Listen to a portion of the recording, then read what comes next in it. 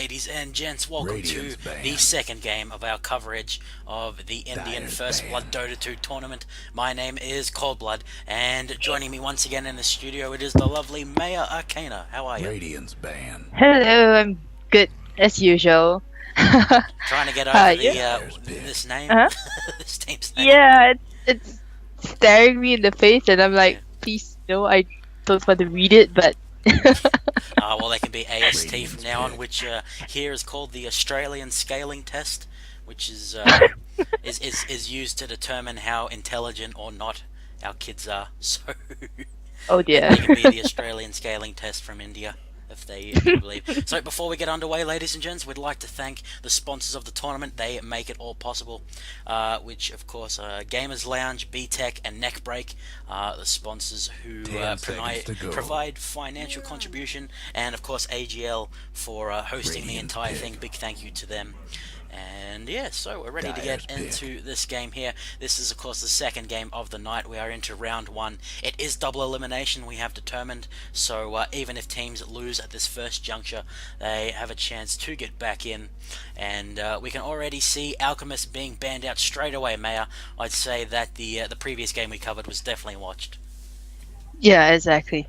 So we're gonna see the Alchemist ban out here as well as the Nature's Prophet ban. So 10 AST seconds they to don't go. want that split push coming out from Hakuna Matatata. Matatata. Fair enough. And then, of course, playing on the dire side will be alcoholic semen throwers. That will be the very last time we say their name, first and last. As, of course, Clockwork going to be locked in, all-around solid pick. Crystal Maiden again being locked in as well, so the previous team's composition being utilised somewhat. Mirana also going to be snapped up, and Shadow Demon, who has the all-popular single-target CC in the Shadow Prison, I believe it's called. It's the W, I think. Soul Catcher? No, that's not The it. Soul Catcher? Disruption? Disruption. I think disruption was what you were looking for. So yeah, disruption into a Mirana arrow, that's gonna be a lot of damage, but I've seen this combo being picked up before TI3, and it was pretty popular as well. Kind of felt that Shadow Demon fell out of the meta after TI3, and now he's been, back in the meta again. So we're gonna see huge plays, I guess, coming out from Hakuna Matatata. We're gonna see oh god, this name. It's not that much better, honestly. I know, right? So we're gonna see like Shadow Demon disruption into Mirana's arrow into a soul catcher, and that's gonna just do so much damage. Probably will kill off squishy heroes like the Crystal Maiden. Oh, she's going to be in a lot of trouble if she gets caught in that combo. Of course, we have to point out the poison, Shadow Poison, the vision it grants can be very, very useful to the team indeed. In the series I was watching the night before, I think this is the third time I've mentioned it, but IG versus DK over on Beyond the Summit, there was a Shadow Demon in that game, and he didn't go into the Shadow Poison, which the casters were pointing out can be very handy for the vision. So particularly with a Timbersaur, he likes to know where he's until he gets Bloodstone, he likes to know where he is jumping. Very surprising to see the Timbersaur get through, honestly, with the bans of course being Slark, Darkseer, Pugna, and Storm Spirit.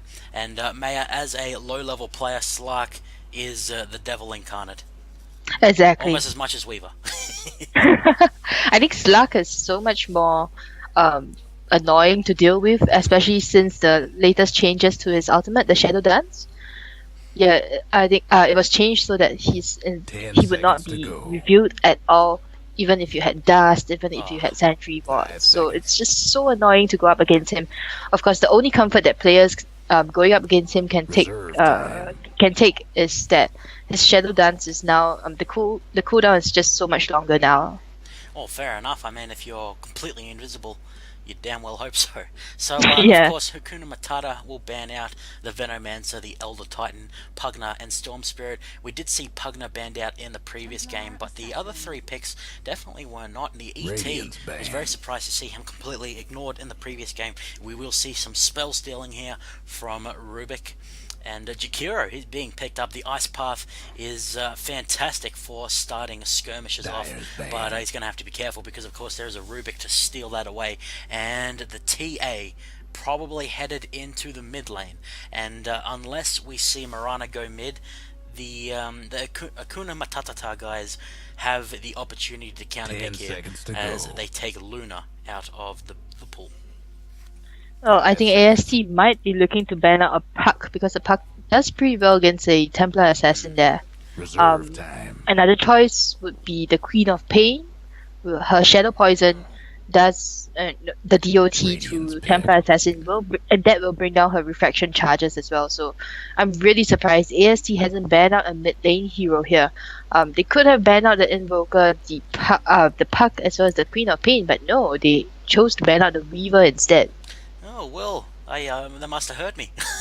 Yeah, it's very interesting that they leave the very roam heavy mids up for Hakuna Matatata to pick up, unless they are indeed sending the Mirana into the mid, which would mean they want a carry, which would explain the Weaver ban out, and of course the carries being singled out by Hakuna Matatata as well. So it looks like reserve time being called on by both teams to try and decide what they want to employ in this game. I wonder if we'll see Juggernaut, because he goes magic immune, so we could no Bristleback. So in the last game he was one of the first bans. So very interesting that this one's completely different, isn't it? This draft. Yeah, it's kind of like turned on the head by itself. Like, you know, we've seen bans in the previous game now getting picked up in this game itself, and we even saw a Rubik ban in the previous game. So he's coming into play this round, and I'm just a bit concerned for Hakuna Matata here because Rubik is such a position reliant hero. You know, he can get caught up very easily by Clockwork there, and he goes down really quickly to Clockwork.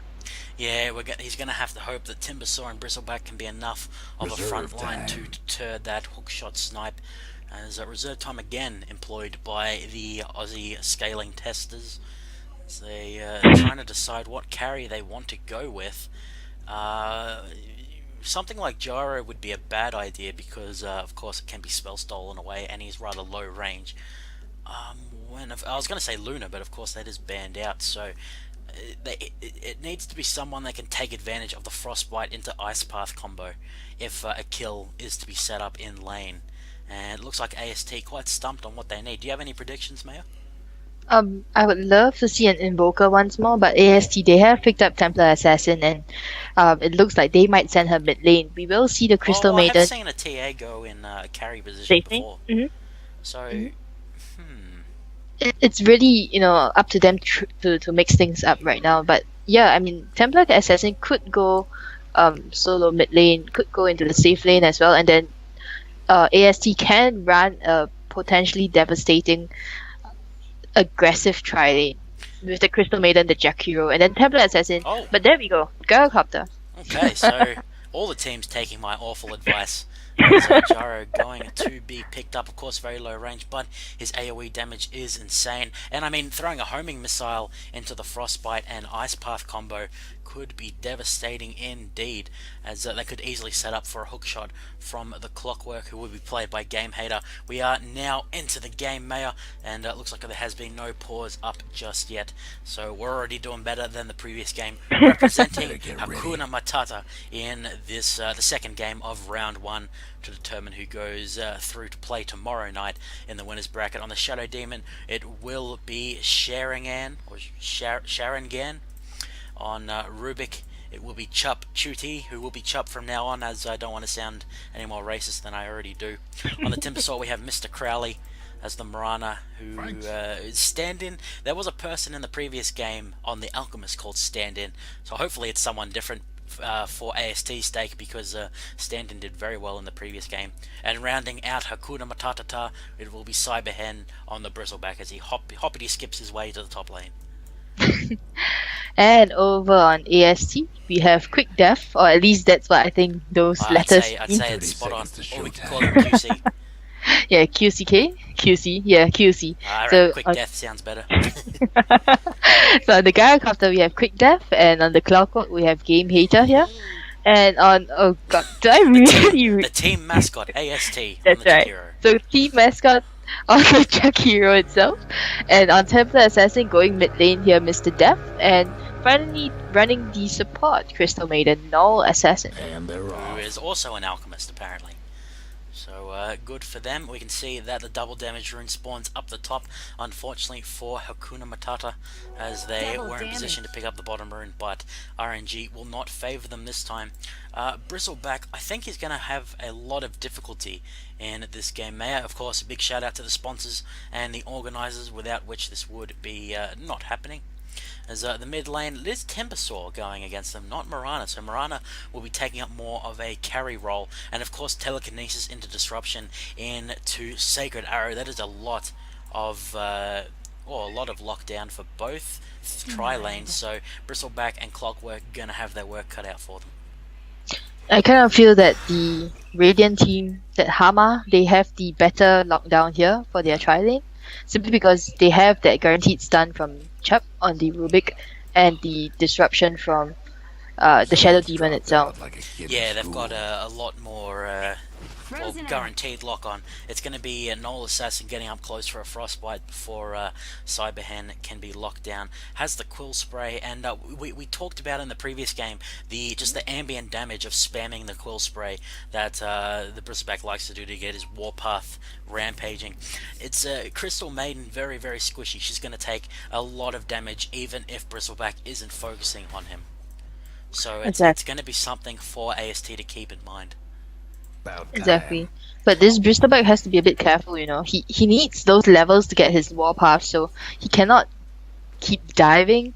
I mean, he can dive to a certain extent, but he cannot just keep diving and diving without any support from his teammate. Well, luckily for him, no one on AST is denying quite a lot just yet, only 2 on the Crystal Maiden, 1 on Jakiro, so he's getting some decent experience. Now has the Bristleback, so if he's facing away, which he probably will be doing if they go on the offensive, he will be looking quite okay. And of course in the mid lane, Templar Assassin not going to be able to do too much at all. And down in the bottom lane, we can see Telekinesis go off. Disruption is there, used. Stand-in still has the Sacred Arrow. Going to shoot it out absolutely beautifully, but I think Game Hater may be a little bit too tanky. Going to use the cogs. Stand-in going to leap onto a cog, and the Rubik going to secure first blood for himself there. Beautifully done by Hakuna Matata. The leap could have been a bit better, but when all is said and done, they walk away with the first blood. So you were spot on, Maya. Their combo obviously a lot better, or at least they had someone squishier to do it on.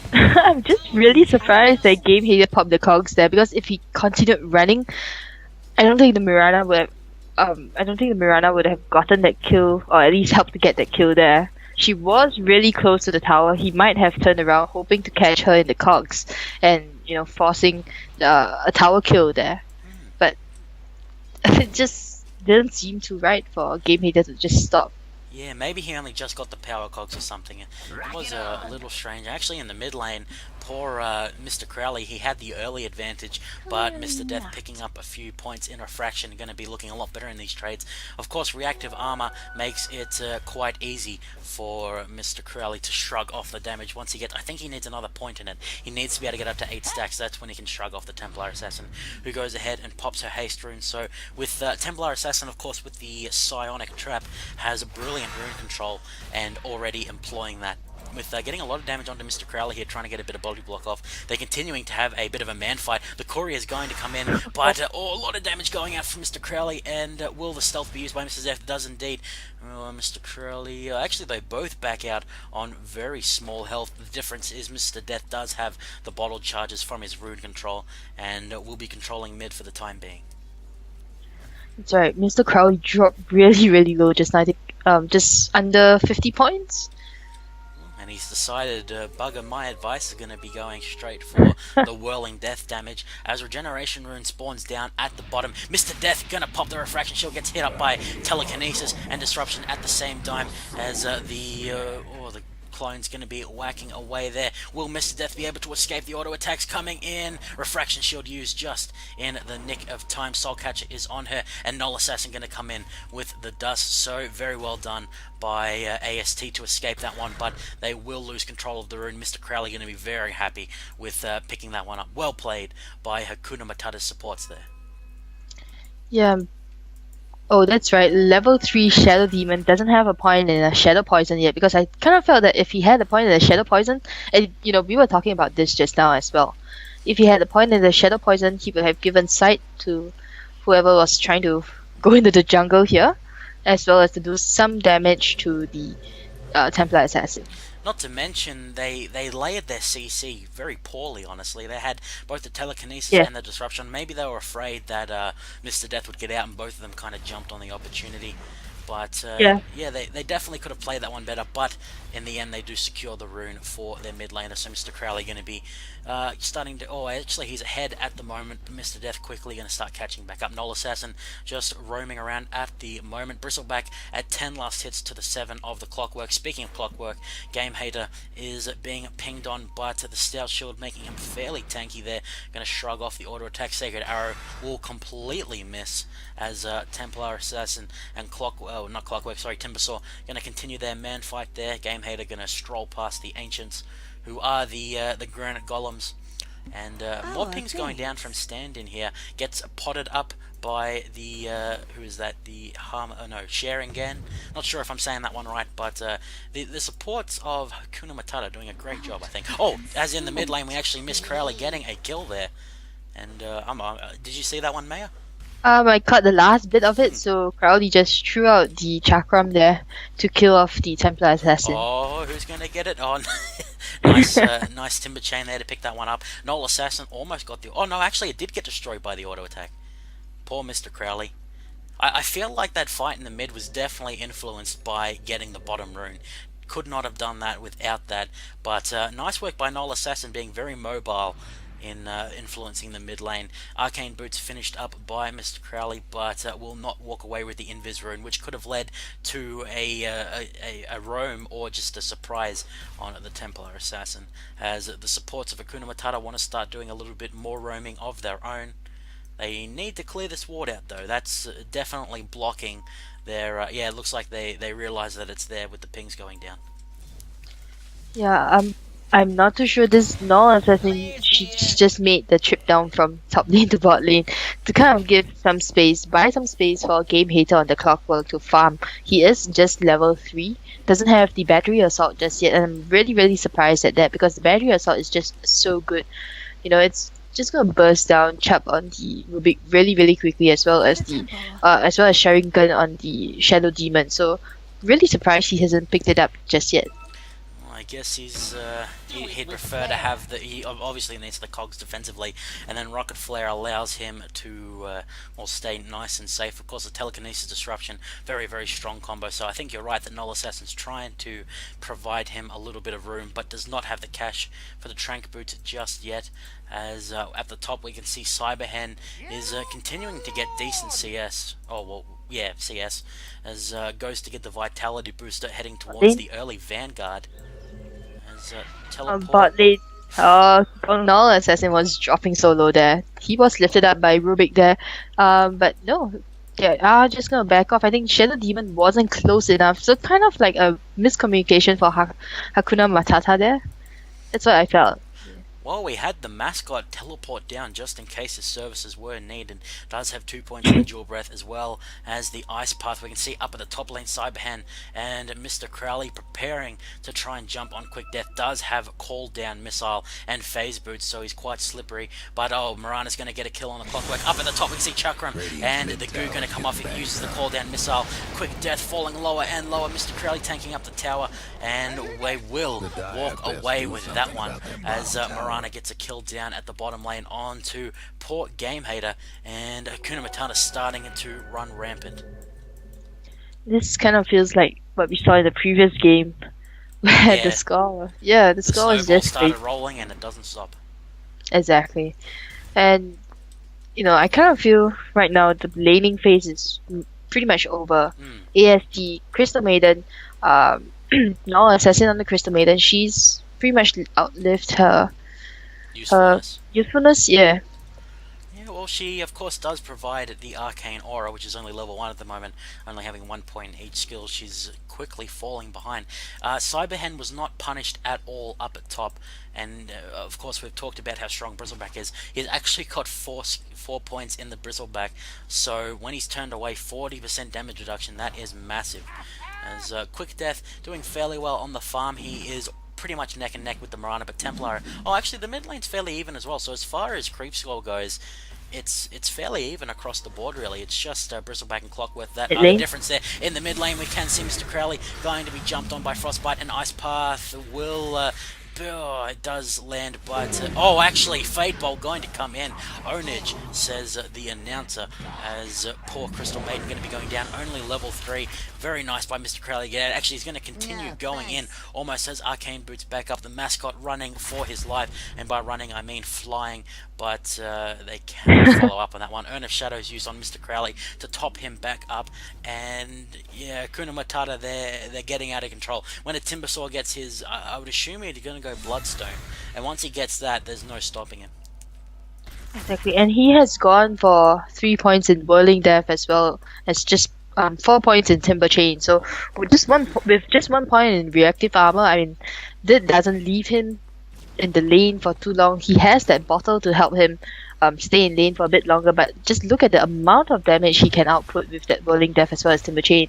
Crystal Maiden just dropped like a stone just now. Yeah, it was actually pretty nicely done, the gank, but it just wasn't enough in the end. He got out with, I think it was a Timber Chains, and then some more beautiful roaming from the supports of Hakuna Matata, outdoing themselves. Sorry, at the bottom lane we're going to miss a solo kill on Game Hater, as it looked like a Sacred Arrow landed, and then he got right-clicked to death. I wish we'd caught that one, because there was no other skills used by stand-in.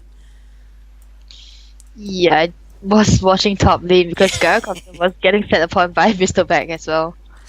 Okay, so we'll try and keep an eye on stand-in on the Mirana, who, if it was the same person as the Alchemist, is having 2 good games in a row, but may just be what they're forced to call. Mr. Crowley is up at the top. Timber Chain is going to be used to get onto Quick Death. He's just going to try and teleport out. Ice Path used does stun up Mr. Crowley, and that will give him the leeway to teleport out. Beautifully done by the AST mascot, going to stun up Crowley, not allow him to kill the Gyro, but he may pay for it with his life. He does indeed, as Bristleback picks that one up. I think that is his first kill, no, his second kill, but another nice roam from Mr. Crowley.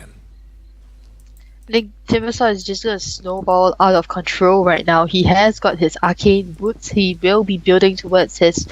I'm just gonna wait and see his next item, but I believe that's gonna be a Bloodstone. That's right. He picks up the point booster here, and it's gonna be very, very quick. Mirana has been farming uncontrollably in the bot lane. She's gotten a hand of Midas. Probably building towards that Lincoln Sphere with that Ring of Health in her inventory. I would imagine she'd go for a Manta style first, honestly, but obviously she knows better than me. Ring of Health, I know that she can't get Battle Fury, obviously. Oh, top lane, unfortunately we're going to miss Mr. Crowley taking down poor Gyro. I talked about the Gyro being a bad pickup because of Rubik, but it's kind of like his low range is making it very easy for these two just tanky bruisers to jump on top of him. I kind of feel it's really just because the supports of AST, they are not there to protect Gyrocopter. And look at this Null Assassin just coming in, Cyberhand is just going to spray those kills, and from behind we are going to get throughout that Ice Path, Ice not Path. enough. Oh, that was so much damage that came out from the Chakram Whirling Death combo.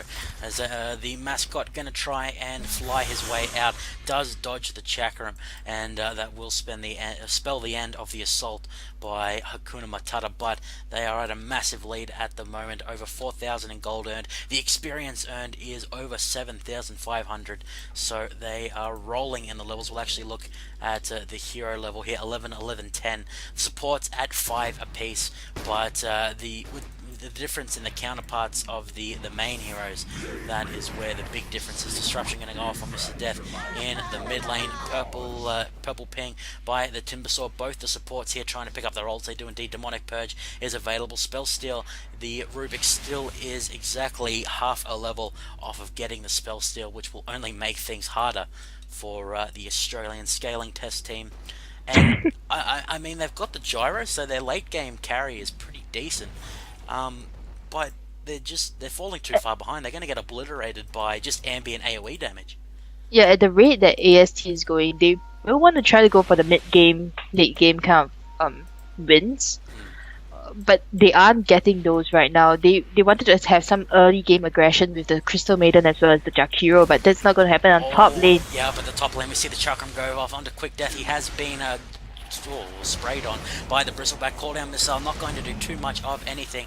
The vicious nasal goo or viscous or whatever it is, as a 2v3 they pick up a kill. Flare will come in from the Clockwork. Double kill for Timbersaw as being played by Mr. Crowley. Nice hook shot by Game Hater. Actually traps both of them in there, but he is taking a lot of damage until Ice Path does come down, but he will get smacked in the face by a Whirling Death, and that will signal a triple kill for Timbersaw as the mascot just looks on in disbelief as his team is taken apart. And this may be the beginning of the end, as Mechanism, picked up by Bristleback, also has the Vanguard, so he is a brick wall. Yeah, I think it was really, really unfortunate for the Clockwork there, because he hookshot into this area. There was one tree left standing. So the Timbersaw's Whirling Death just did so much pure damage. That is absolutely unlucky. Yeah, he just got burst down. I thought he might have been able to turn that around, but then his health was like... I was like, nope. Smoke of Deceit going to be popped by the AST guys. They want to get a little bit of revenge. Cyberhen is in here. Will his goo be enough to get out? He almost has Mechanism back up. Psionic Trap will be popped and slows him down a little bit. Homing Missile going to be coming in. Cogs gets popped as well, and he has no chance of getting out of this one. The first kill for AST will go over to Gyro. That's exactly who they wanted to get that one, maybe even TA. But that will do indeed, as Null Assassin is sprinting around the mid. Almost has a level 6, but of course probably won't go for the freezing field. So nicely done by AST there, popping a Smoke of Receipt for their first kill of the game, but they trade the bottom tier 1 for it. I don't know about that being a good kill, because I kind of have to disagree that was a good kill, simply because 4 heroes went in for this kill. They lost a tier 1 tower as well. And mid lane, they are going to lose one more hero here. Timbersaw picking up the kill there on Null Assassin, and Null Assassin looking more and more like a liability. Rubik stole Meld. He's actually going to get outstanding, going to be coming in. Moonlight Shadow has been popped. Chuty is, he's going to try and right-click down poor Quick Death, and it will be enough with the tower taking that one. No, sorry, I don't think it was the tower. Actually, yeah, it was. There's Quick Death going to fall. Rubik does end up dying, but 3 have gone down for AST, with the teleport out by TA, manages to get into the corner there and escape. But 3 for 1 when all was said and done, only the Rubik going down, and he had some nice little meld action going on. Yeah, meld action. I was gonna say shenanigans, but the word was lost. It was on the tip of my tongue. Okay, so Hakuna Matata had a massive lead at the moment. Lane once again, look at that damage coming up from Mr. Crowley there. Oh, she's got no chance. She's got nowhere to go. Teleport's coming in. Ice Path. Actually, Ice Path does miss. Stand in Null. Can he get away? Timber Chain goes off. Oh, turning around for that Crystal Nova was not the best idea there, as Soul Catcher has been popped onto Quick Death. Ice Path has gone off. Homing Missile is following Mr. Crowley here, but he's going to pop the Chakram, do a lot of damage, and 1,067 gold going into Quick Death's pocket. He will be very happy with that one. Looks like he's going for the BKB. Mr. Death is following, gets disrupted up, nice path, but Game Hater going to be telekinesis up there, and ends up going down to, it was Rubik who got that one with, oh yeah, he still has Meld, so I don't know how he managed to pick that one up. I thought it was the Shadow Demon. Shadow Demon going to go down to Mr. Death there on the side. Chup trying to run out, Psionic Trap gets popped, but Bristleback is teleporting in. Mr. Death has to get out here. Dust of Appearance going to be popped. She has nowhere to go except towards her tower, where there is a rampaging Timbersaw. Sacred Arrow lands beautifully from the side by the Mirana, as Mr. Crowley is continuing to rampage around. Null Assassin has nowhere left to go. Mirana picks up a double kill, and that will be all she wrote for this game 2 Maya, as the GG well plays being called at the 19-minute mark. I was looking at the target and Chubb, I was saying that at the start that this Rubik really needs to have good positioning, and he delivered on that. Oh, definitely. Yeah, he stole the Mel there as well. He stole the Mel a second time, and basically that was what killed off the Jakiro, I believe. Yeah, I don't understand. I saw the Shadow Demon, like, red-black thing following him, and then suddenly Rubik gets the kill, and I was like, what? Yeah, I saw that perfect play by the Rubik here, so congratulations to Team Hakuna Matatata. Oh, that was fantastically done by them. It's going to be hard nominating MVP, because everyone on their team did quite well. Cyberhen, he kind of got handed his his easy lane, but the rest of the Exactly. team did phenomenal. I really want to give a shout out to the supports. Sharingan and Chop Duty, of course, have the hardest names to say. I think they really cemented the lead for both the mid and the bot. Yeah, and Timbersaw going mid lane, I think they did not expect that. Mm. That was The TA, yeah. Sorry, go ahead. No, I was gonna say that was very smart, just as you're saying, because Templar Assassin very annoying, harassed with the right click, but reactive armor pretty damn good against right clicking. Even Exactly. though he And one only more, got 1 point in it, he just kind of whirled around and killed her.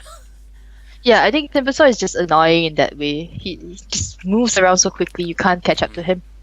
And one more point I needed to bring up, I thought was needed to bring up was that Timbersaw's chakra.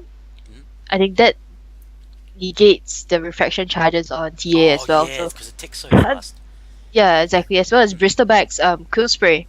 So Oh yes. basically, I think they did not. AST picked up the TA, not expecting the Timbersaw as well as the Bristleback, or at least they didn't factor these two heroes in. Because every time you pick up a TA, you kind of think of Venomancer's poison or Mm. Viper's poison, but you don't. You kind of miss out You don't Timbersaw's. expect people just like Yeah, spinning around really fast. exactly, exactly. Okay, so 1 second off 19 minutes. It will be a victory for Hakuna Matata. They will be moving ahead into round two. We'll have to see if the AST team manages to advance through the lower bracket. I think this may be a lesson, Mayor. Pick a serious name or you're going to go down. Oh, we're going to have tons of fun when we get to the losers bracket and everyone has an inappropriate name. Oh God, no. Okay, so once again, shout out to the sponsors Gamers Lounge, BTech, and I can't remember the other one, but thank you to ALG TV. Thank you to Maya Arcana for joining me for these two games. I think we have one more over on AGL TV. If you go to Maya Arcana's Facebook, which is in the middle of your screen there, you're very welcome to go and like that. And yeah, we'll go ahead and jump into game three. All right, see you guys then.